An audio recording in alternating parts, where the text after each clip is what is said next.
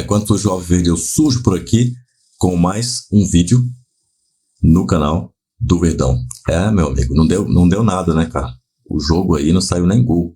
São Paulo 0, Palmeiras 0. Jogo esquisito, como eu falei. Jogo que até teve um pouco mais de movimentação comparando com Palmeiras e Flamengo. É o segundo jogo consecutivo que Palmeiras não faz gol, hein? Não toma também, né? Pelo menos. Mas eu tô falando do segundo jogo do Campeonato Brasileiro, tá? A minha crítica se estende por mais um jogo. 4 jogos do Palmeiras que a gente não viu o Palmeiras jogar. Hoje até posso dizer que jogou. Foi um pouco melhor, sim. Inclusive, finalizou mais no gol do que o São Paulo. Mas perdeu 2 chances absolutamente claríssimas, dentro da pequena área praticamente. Não dava para perder gols assim. Como diria André Henry. Não pode perder um gol desse no próximo tempo importante. Não dava para perder um gol desse. Vamos ver a coletiva do Abel Ferreira, tá? Coletiva então do Abel Ferreira. Deixa o seu like, se inscreva aí no canal. E claro, triplo C, né, meu? Curta, compartilhe, mas comente aí também a sua opinião. O que você achou desse jogo? Olha aí as explicações do Abel Ferreira logo depois da partida. Jogo de hoje, o que você acha que o Palmeiras poderia ter feito diferente para ter saído daqui com uma vitória, que seria importante até para voltar ao caminho dos triunfos no Campeonato Brasileiro, e também se você acha que agora essa sequência de jogos abre uma possibilidade de você dar um descanso a alguns jogadores. Foi uma sequência difícil de Libertadores e de concorrentes que, na teoria, entram no Campeonato Brasileiro junto com o Palmeiras brigando pelo título, Internacional, Flamengo, São Paulo, e agora tem Botafogo, tem Cuiabá, Copa do Brasil, Campeonato Brasileiro. Se você acha que agora abre essa possibilidade de girar um pouco mais esse elenco. Obrigado, Abel. Aqui o treinador é criticado quando gira e quando não gira. Se gira é porque gira, se troca jogadores é porque troca, se não troca é porque não troca. Mas tive um colega teu, quando estávamos em Barueri, me fez uma pergunta a dizer: e se o Palmeiras perdesse estes jogos todos? Se perdesse no Independente Del Valle, tu tiveste um colega que teve a coragem de me fazer essa pergunta. Aí eu disse-lhe que não sabia, que íamos jogar um jogo de cada vez. Falando concretamente do jogo 2, que para mim é o mais importante, o que é que faltou? Faltou naqueles 2 penaltis que tivemos, um no pé do Hendrick e outro no pé do Lázaro, fazer golo. Foi a única coisa que faltou, foi isso, porque neste tipo de jogos, quando jogas com equipas do teu nível, que disputam pelos mesmos objetivos, é natural e normal que não vai haver tantas oportunidades flagrantes. E curiosamente nós tivemos, não foi uma, tivemos 2. Uma nos pés do Lázaro, que nem o goleiro está no golo, é um jogador do São Paulo, num momento de pressão forte nossa, e conseguimos, com uma bela pressão da nossa equipa coletiva, onde depois a pressão do Hendrick resultou na recuperação de bola, que endossou muito bem no Lázaro. E claro que nós sabemos que ninguém mais do que o Lázaro queria fazer golo do que ele, mas eu já falei isto várias vezes. Há golos que não se podem perder, este é um deles. A mesma coisa para o Hendrick, numa jogada muito boa do Veiga, que endossou no Lopes, que depois cruzou para o Hendrick, que demorou muito tempo a decidir.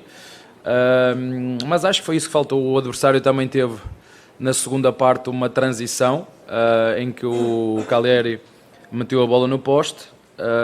Mas foi um jogo de equilíbrio, o que é normal quando joga.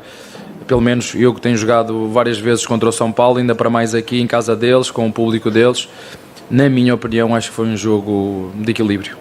Abel, um pouco dos números do Palmeiras até aqui, foram 4 jogos, 1 gol marcado, 1 gol sofrido e em 4 partidas. Isso mostra a dificuldade que é o Campeonato Brasileiro em termos de jogos de outras competições, e se o ataque hoje é uma preocupação que você tem aí para resolver? Não, no último jogo, eu vou aqui contrapor o que tu estás a dizer. No último jogo, quantos golos o Palmeiras fez? 3. Quantas oportunidades flagrantes criou o Palmeiras hoje? Pronto. Temos que ser mais efetivos. É isso, para resumir. É nas oportunidades que nós criamos, e na minha opinião criamos mais oportunidades flagrantes do que o nosso adversário, mas é a minha opinião, e vocês têm a vossa e eu tenho a minha.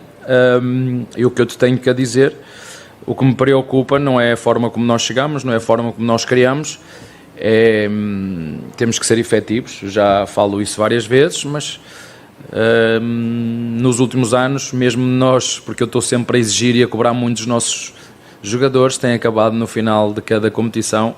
Palmeiras acaba por ser, se não um dos melhores ataques e uma das melhores defesas, e é isso que nós vamos fazer. Agora não nos podemos esquecer, como o teu colega disse bem, jogámos em casa com o Internacional e perdemos, jogámos em casa com o Flamengo e empatamos, fomos ao Independente Del Valle, ganhamos, viemos aqui à casa do São Paulo, empatamos, não era isso que queríamos. Mas é a vida que segue, não 24 horas, e o que me preocupa nem é, sinceramente, a questão dos golos. O que me preocupa é que daqui a 72 horas ou menos 72 horas temos que jogar e competir, e com a obrigação de ganhar sempre. Abel, você já disse algumas vezes que tem coração mole. Muito. Que perdoa, mas não esquece. O que representou o abraço do Belmonte? Página virada, parcelada? Boa. Eu perdoo e não esqueço, mas não é o caso, porque quando um homem é homem, assume a sua responsabilidade, pede desculpa aonde errou, e aconteceu comigo várias vezes, e quando o fiz publicamente, pedi desculpa publicamente, mas primeiro filo via Facebook ou WhatsApp, olhos nos olhos. Eu sei que há muita gente perfeita aqui, nomeadamente no futebol, porque a forma com que criticam os treinadores e os jogadores e os dirigentes aqui no Brasil, parece que só o futebol é que precisa dessa exigência, mas eu acho que essa exigência é boa, porque nos ajuda a todos a melhorar. Eu gostava que ela fosse da mesma maneira, essa exigência que vocês têm para com esta atividade, que ela fosse alargada a todos os setores da sociedade brasileira, porque seguramente que seria melhor. Mas acho que nós estamos aqui todos, e eu também, para valorizar, como já te disse, quando fiz a entrevista com o Gagliotti, quando me contratou, eu disse-lhe várias vezes, não foi uma, foram 3 reuniões, qual era a minha filosofia. A minha filosofia é exatamente essa, é valorizar os nossos jogadores, é ajudá-los a ser melhores, é valorizar o clube, é valorizar o futebol, e valorizar o futebol não só pela forma de jogar, mas também pelas atitudes, e acho que hoje foi uma atitude bonita. Somos rivais dentro do campo do São Paulo, e eu, se puder, vou ganhá-las todas. Respeito muito os nossos vizinhos, até porque só há um muro que nos separa. É fácil deles espreitar a nossa grama e nós espreitarmos a grama deles, mas eu acho que vou voltar aqui a repetir: o futebol brasileiro é de todos, não é só meu, ou não é só de São Paulo, ou não é só de Flamengo, e quando todos os presidentes pensarem primeiro no futebol como um todo e depois cada um lutar pelos seus interesses, seguramente que todos vamos sair valorizados. Mas acho que foi uma atitude bonita por parte do Belmonte, por um erro que teve no momento quente. Acontece com toda a gente, e ninguém tem que ficar chateado. Disse-lhe isso, quando as desculpas são da forma que vocês viram, sinceras, honestas, à frente e nos olhos. Quem sou eu para julgar quem quer que seja? E disse-lhe a ele que, da minha parte, não tenho absolutamente nada, está mais que perdoado, e espero continuar a ter grandes disputas com São Paulo, aqui em finais, seja onde for, porque é bom para todos, para mim, para o futebol brasileiro. Isso é que é o mais importante. Oi, Abel, boa noite, sou Diego Iwata, repórter da Trivela. A gente fala muito, né? Todos os técnicos falam, né? Não tenho titulares, eu uso todo mundo, mas efetivamente hoje ficou muito claro como você controla o elenco dessa maneira, né? Não é comum o treinador trocar 2 laterais ao mesmo tempo, não é comum trocar os 2 atacantes ao mesmo tempo como você faz. Então eu queria que você contasse um pouco pra gente como é que é esse trabalho, para você conseguir fazer isso de uma maneira tão natural. Muito obrigado. Eu posso fazer publicidade ao meu livro. Vou começar a trazê-lo comigo, se vocês não se importarem. Começar a trazer comigo. Porque eu não ganho dinheiro nenhum com ele e acaba por ser beneficente, e vocês podem ajudar, mas está tudo lá escrito no livro. A única coisa que falta no livro é as relações humanas. É como é que eu trato e lido com as pessoas que trabalham comigo. O resto está tudo no livro. Mas eu vou atalhar, porque não dá para ler quase 500 páginas que tem aqui o livro. Eu confio demais nos meus jogadores. Eu às vezes, e se eles confiassem, e porque eu sei que eles confiam, mas se eles confiassem tanto neles, porque muitas vezes o jogador precisa de confiança, e a confiança no futebol, não é só no futebol, a nossa vida também, a confiança é a base de tudo. Num desportista, num piloto de Fórmula 1, num piloto de MotoGP, a confiança num desportista é a base de tudo. Só que muitas vezes os jogadores, em função da pressão do jogo, em função de alguns telefonemas dos empresários, porque se jogares bem tu vais ser vendido e se jogares bem vais à seleção, eles às vezes esquecem-se daquilo que os trouxe até aqui, que é jogar bem, focar-se nas tarefas que são precisas para fazer, errar e passar para a próxima fase, ser atrevido e audaz, como é aquele moleque, e eu tenho que dizer isto, o Estevão, é um exemplo para todos os nossos jogadores. Ele vai, ele erra, mas a seguir vai lá outra vez e acerta, e depois erra e acerta e nunca se esconde do jogo. E isso às vezes é que eu fico triste em alguns dos nossos jogadores, e que eu tenho que os desafiar, seja jogo em nossa casa, ou seja em casa do rival,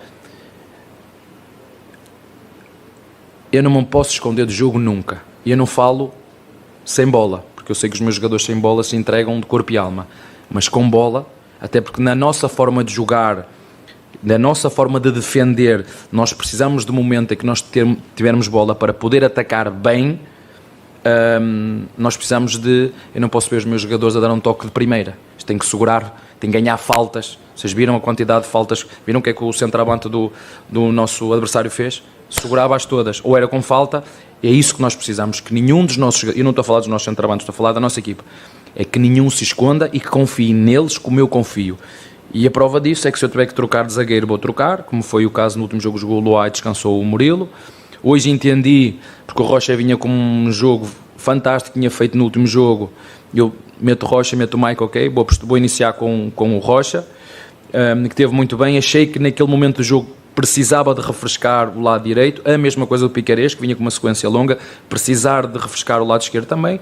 E o nosso ataque, e nós não é a primeira vez nem a segunda que com as alterações a nossa equipa continua a render, e foi pena que nós fizemos, por exemplo, a alteração do Lázaro, e logo a seguir o Lázaro tem aquele penalti, é uma forma ainda mais perto do golo do que um penalti, e nós não conseguimos fazer golo, mas é confiar neles, eu confio neles. Se eles são jogadores de Palmeiras, eles têm que mostrar porque é que são jogadores de Palmeiras, e portanto tem muito a ver com o que eu confio neles, e se eles estão aqui, têm que estar todos preparados para jogar.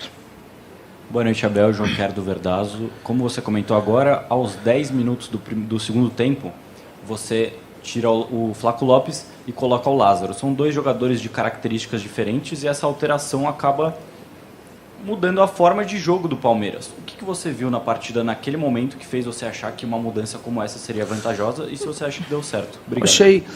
Achei que o nosso... Precisávamos de ligar o jogo. Acho que o Lopes estava a baixar e não estava tão fluido para poder ligar o jogo, mas cumpriu muito bem com aquilo que nós lhe pedimos, e eu entendi que metendo um jogador na frente mais agudo como é o Rony, e tendo um jogador a aproximar, ou seja, jogadores que fazem movimentos diferentes, que me ia dar, e deu, um jogador agudo, um jogador de profundidade e um jogador de apoio, e em vez de ter o Hendrick que estava na frente, o Hendrick, o Lopes e o Veiga, são três jogadores que chegam à área, mas mais de ligação, e foi essa a nossa intenção, ter um jogador que pudesse vir mais por dentro, como faz bem o Lázaro, e foi pena, porque acho que essa substituição correu muito bem. Foi pena ele não ter feito o golo, mas era isso que nós pretendíamos, fazer duas alterações, que elas foram praticamente quase que ao mesmo tempo, sei lá, 10 minutos de diferença, um jogador de profundidade, outro de apoio, foi isso que nós procuramos, e depois fomos ter energia na frente. O Hendrick, conforme o jogo foi andando, foi ficando mais desgastado,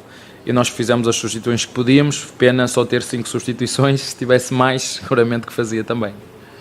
Abel, boa noite. Gustavo Soler, da Rádio Bandeirantes. Como você está falando, né, sobre o grupo de jogadores na final do Campeonato Paulista, né, você fala de ter jogadores frescos, refrescar a equipe. Na final do Paulista, você tirou o Hendrick, ele falou que não queria, e depois você falou para o Hendrick, na entrevista você conta o que eu te falei. A gente percebeu também na final que o Zé Rafael saiu irritado do jogo, porque ele queria continuar se entregando ao time, e hoje, infelizmente, você não conta com o Zé Rafael por uma questão física. A questão é, o Zé Rafael já tem um prazo para retornar esse time do Palmeiras, ou por ser uma lesão chata, como uma lombalgia, tem que tratar com cuidado para não piorar o quadro do Zé Rafael? Eu não sou treinador como é que eu vou te explicar? Eu quero que os jogadores se sintam bem para poder jogar. Eles têm que se comprometer. Não, eu estou bem, eu vou jogar. E o Zé sabe disso. Nós confiamos nele, precisamos que ele diga: professor, pode contar comigo. Quando ele me disser isso, ele vai estar à disposição.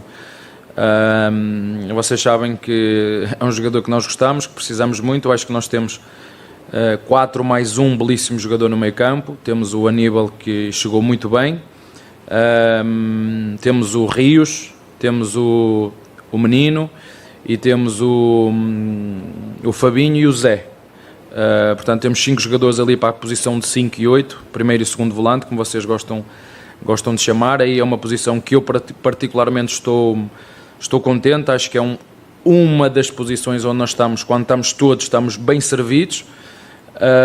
Mas é esperar, agora temos que esperar para ver quando ele nos pode ajudar. É uma lesão que não tem tempo, tem a ver com o nível de suporte da dor dele, e nós queremos que ele esteja não só bem fisicamente, mas bem mentalmente para, ok, eu estou pronto, nada me dói, a equipa pode contar comigo, e quando ele tiver essa resposta afirmativa, nós vamos usá-lo. Tudo bem, Abel? Boa noite. Olá. Bruno Faria, da Rádio CBN. Depois daquela vitória virada contra o Independiente Del Valle no Equador, que se tornou algo histórico, mais um, né? A 21ª virada do Palmeiras de Abel Ferreira desde que você chegou. Eu queria te ouvir com relação ao Rafael Veiga, porque ele foi até as redes sociais e admitiu um mau momento. É até estranho a gente falar em mau momento, porque ele é o vice-artilheiro do time, tem 7 gols, tem 4 assistências, e você falou há pouco sobre confiança. Então eu queria te ouvir como que você tem trabalhado diretamente com o Veiga sobre essa confiança de um jogador tão importante que é no seu time. Muito obrigado. Olha, o Veiga, igual a todos nós, não é uma máquina. Ele é um homem, um ser humano que tem emoções, que tem sentimentos, que procura estar sempre na melhor forma, um profissional de mão cheia. Dias de folga ele vai recuperar, vai às vezes à noite ao CT fazer recuperação. Só que as expectativas em cima dele são tantas, não da minha parte, mas sobretudo da vossa, que ele tem que jogar sempre a top, tem que fazer sempre 10 golos. Vocês veem o que aconteceu este ano com o Haaland, não vou mais longe, se vocês quiserem uma comparação. O ano passado bateu todos os recordes, fez tudo, portanto a imprensa ela é agressiva, não é só no Brasil, é agressiva em todo lado. E este ano querem tornar um jogador vulgar, não é? Inclusive em alguns momentos que são filmados no treino ainda zoam com ele. E nós respeitamos muito o Veiga, eu respeito muito o Veiga, ele sabe o quanto nós acreditamos nele, ele sabe o quanto a equipa precisa dele, e ele, quando tiver que ficar de fora, vai ficar como ficou com o São Lourenço. Mas se eu entender que ele perdeu a forma dentro a jogar, e se eu entender que ele deve ganhar a forma a jogar, é assim que vai ser, porque eu é que sou o treinador, eu é que sei, eu é que os conheço. Por muito que o Núcleo de Saúde Performance me passe todas as informações, quem decide é o meu Nelinho, quem decide sou eu, e quando se tiver que arriscar e jogar com um jogador no limite de lesão, eu vou arriscar. Quando entender que devemos gerir, nós vamos gerir. Como disse ao teu colega, no último jogo com o Independiente Del Valle, houve muitas questões em que eu fiquei algumas noites sem dormir. O que é que eu faço? Troco, não troco? Qual é a vantagem que tenho? Perceber os jogadores, perceber a vontade de cada jogador, falar com eles individualmente. Já estou aqui a abrir demais, que é aquilo que eu faço, e depois senti-los, né? Porque eu posso estar-te aqui a dizer eu quero ganhar, ou dizer-te eu quero ganhar hoje o jogo. Quer dizer, eu estou-te a dizer exatamente a mesma coisa, mas tu vês a minha atitude, e é isso que eu faço com os meus jogadores. Eu acho que sou muito bom a ler o que eles falam com o corpo e a senti-los. Isso é também a minha função, e portanto ele sabe o quanto nós todos, inclusive os torcedores, não tinha nada que ir às redes sociais pedir desculpa de nada, porque quando ele também decide jogos, também não vai às redes sociais dizer que foi ele que resolveu o jogo. Essa é a minha opinião, mas vivemos numa democracia onde toda a gente é livre de dizer aquilo que quer e que pensa, e se o meu jogador se sentir bem ao fazer isso, terá todo o meu apoio. Ele decidiu isso, ele sabe que o treinador está por... Ele ou qualquer um dos nossos jogadores sabe que o treinador está por trás, seja qual for a decisão deles, que os vai apoiar sempre. Abel, boa noite. Até em cima do que você falou agora do Veiga, que ele vai na rede social. Mas jogou muito bem, na minha opinião, hoje. Sim. Só não fez golos, né? Nós estamos habituados a fazer golos e assistências. Exatamente. E ele é um bom jogador, a gente sabe disso, é um jogador decisivo, né? E numa bola parada, enfim, numa assistência, ele pode decidir. Aí ele vai na rede social, faz um comentário e tal, e aí a torcida, pô, mas e o Rômulo? Já o cara confessa que tá ruim, mas o Abel não põe o Rômulo. Qual que é o processo que o Abel está trabalhando com o Rômulo, o bate-papo? Às vezes o torcedor quer antecipar algo que, infelizmente, hoje nós, na imprensa, não conseguimos acompanhar. Mas eu queria saber de você, o que está acontecendo com o Rômulo para ele não participar mais das partidas? Não fiquem chateados comigo com o que eu vou dizer, mas eu vou dizer. Eu sou português e já sou meio brasileiro. E há uma coisa que nós somos muito parecidos, que é... Nunca está certo. A música estrangeira que é melhor, a comida estrangeira que é melhor, o carro importado é muito melhor, o jogador estrangeiro é top, tudo o que é de fora é muito melhor que aquilo que nós fazemos. Pois, não sei, mas nós também somos assim. Nós, portugueses, também somos um pouquinho assim. E no futebol não é igual. Se mete o Hendrick, mas agora, e onde é que vai meter o Estevão? Ok, agora joga o Estevão. E se não joga o Estevão, e o Dudu? Quando vier o Dudu, vai metê-lo onde? Vou tirar o Estevão para meter o Dudu e depois o Luís, mas para jogar o Luís, se calhar vai ter que ficar o Veiga de fora. Se jogar o Veiga, ou o Rómulo. Espera aí. Isto não é discos pedidos. O futebol, eu entendo os torcedores, respeito muito a opinião dos torcedores, tenho uns mesmo que são amendoins, e faz falta, porque às vezes não é para esses grupos que vocês têm no WhatsApp, é espetacular. Eu aprendi muito com um treinador que por acaso também tem o meu sobrenome e que treinou aqui, que foi José Ferreira, que me ensinou muito a ver para além daquilo que é o futebol das 4 linhas. É o futebol que vai na imprensa, porque ele não é só jogado dentro das 4 linhas, ele é jogado muito para além. É tudo isto que é a mídia, é todas estas informações que você dão, é todas estas notícias, é todo este clique, e faz bem essa cornetada. Faz bem, de vez em quando, um presidente mandar um carrinho, não igual o que fez o Diego Costa ao Murilo. Não, esse carrinho não. Esse carrinho pode dar um amarelo ou um vermelho. Não, aquele carrinho suave que vai tirar a bola e deixa assim uma, como fez a nossa presidente, como faz às vezes, é bom para apimentar. Mas o que eu digo em relação ao Veiga, foi essa a pergunta, não é? O Rômulo, já vos disse, o Rômulo teve no Palmeiras, por mérito dele, porque fez um Paulistão absolutamente extraordinário, e vou-vos dizer, é muito bom jogador, é muito bom finalizador, mas tem que subir a montanha.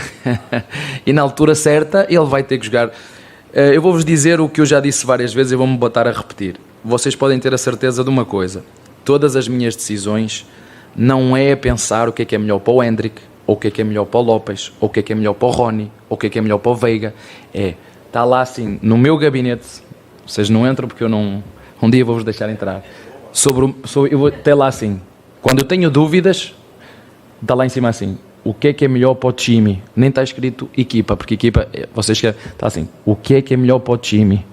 E eu faço essa pergunta, e o melhor para o time agora é ele ter a oportunidade de trabalhar numa das maiores equipas brasileiras, que ninguém lhe deu a oportunidade antes. Então agora que ele só tem que fazer uma coisa, é continuar a trabalhar como está, porque o João também diz, então se o Rómulo tem, porque é que eu também não posso ter? E nós tivemos a oportunidade de vendê-lo agora ao Red Bull Bragantino e não o vendemos. Calma, só isso que eu vos peço. O Veiga é o Veiga, o Luís, ainda agora o Luís disse que queria jogar no lugar do Veiga. Fiquem calmos só, como dizia a nossa presidenta, confiem no nosso trabalho, e eu confio muito no Rómulo, como disse ao teu colega aqui. Eu não confio no Rómulo, eu confio em todos os nossos jogadores. Eles só têm que estar preparados para quando a equipa precisar. E vocês sabem que temos não é Sul-Americana, é a Copa América, e o campeonato não vai parar, e nós vamos ter que os preparar vamos precisar deles nesse momento. Se me pergunta, se o Murilo for convocado e se o Gomes for convocado, né? E o Piquerez for convocado e se o Veiga se for convocado, vamos ver, vamos tentar prepará-los todos. O Naves tem que estar preparado, o Luá tem que estar preparado, o Vítor, que é um zagueiro que vocês se calhar já ouviram falar, que já treina connosco há algum tempo, temos que os preparar para quando chegar essa oportunidade eles responderem às expectativas de todos, sobretudo aos torcedores do amendoim. Está bem?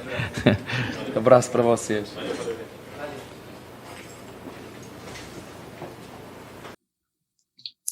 E agora, né?